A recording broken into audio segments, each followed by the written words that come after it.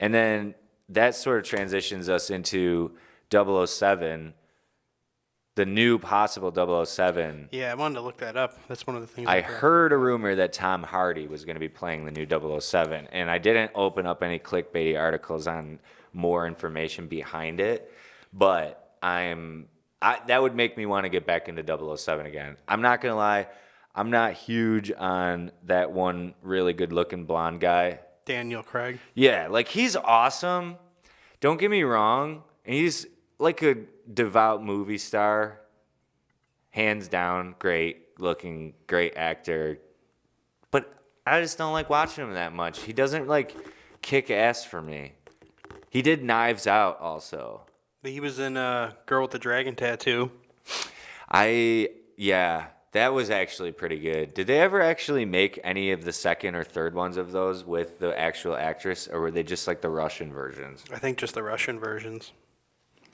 Yeah, that's all it was that because, yeah, they didn't do anything else with her. That chick was cool in that. Yeah, so is it true that Tom Hardy is going to be the new 007? Yeah, Tom Hardy. Do you have any proof over there on the tech? It says, on what is this here? Evening Standard in the UK says Tom Hardy has reportedly been cast as the next James Bond to replace Daniel Craig, and that he auditioned back in June. Interesting. Tom Hardy's a guy. Now here's a guy. Chris Collinsworth. Tom Hardy.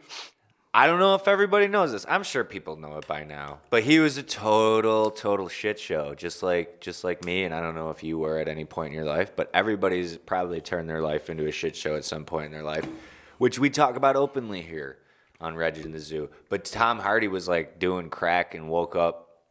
He woke up like face first in his own like vomit on a street, and like he's a sober guy. He's a guy that got sober, and I think he got sober around like 27, 28, and look where it got him. So I like to think that there's a good chance, probably going to end up being, my life personally will probably follow a similar path as Tom Hardy. Yeah. So you have to look at it that way. Yeah. The possibilities are endless. Exactly. I think if I was alone in a room with him, he'd be fun to be around. I heard he's a little bit... he might be a little bit bisexual, I heard. I'm not sure if that's true or not.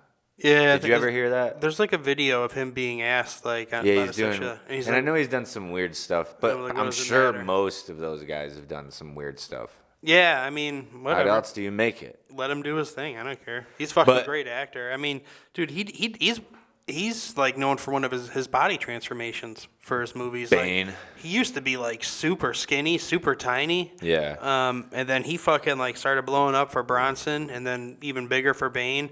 But in between that, he did that one MMA movie. I forgot what it's called. I don't know if I've seen that. I know he also did. He had very few lines in that one Prohibition movie. What was it? Shia LaBeouf is in it.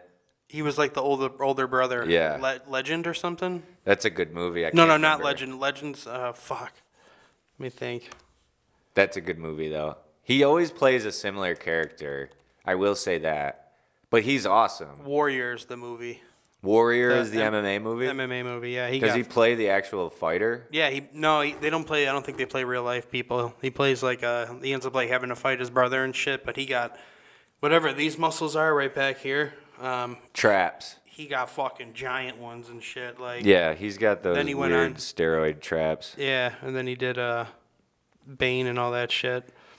Yeah, he's sick. The movie Bronson is sick, and it's a true story. If anybody's not seen the movie Bronson, that movie's something else. Yeah, Charlie Bronson was a real guy, though. I can quote that movie. You knew that, right? That was a totally true story. Yeah, he was the most notorious prisoner in history over there. Yeah, they would basically have this guy fight, and he was like just an absolute savage, and he basically was just an entertainment source throughout England because they would just bring him into random prisons to fight people and bet on it and shit.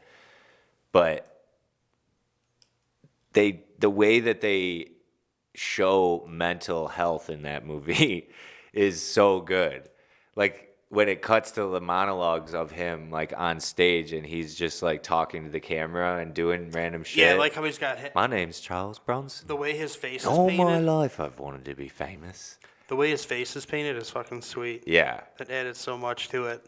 Yeah. Great flick. Great flick. Gotta check out Bronson. He does some fucking crazy shit in that movie. Oh, yeah. Like, oh my god, dude. Like when the cops beat the living shit out of him and then they get close up to him and he's still talking shit. You fucking cunt. Oh my god, He just keeps dude. screaming. If you don't like the C word, maybe don't watch this movie because he Like, uses it a lot. He rubs butter like all over his body. It's his armor. Because he's all slippery. That's right. He's Rub it all on- naked. Rub it on my ass cheeks. He's like, dude. He's just super slippery. I just like when he like randomly screams. Like he goes and robs that jewelry store. Yeah. And he's like, I forgot what he says. It's one of the ones that I saved for later. Like I've seen it a few times, but I'm saving it so I forget some things and can rewatch it. I've only seen it twice. And that was like 4 years ago probably. Yeah, I watched it a few times. My cousin Kate told me to watch it. So I checked it out and then I ended up watching it like 5 times. And then I put it to bed.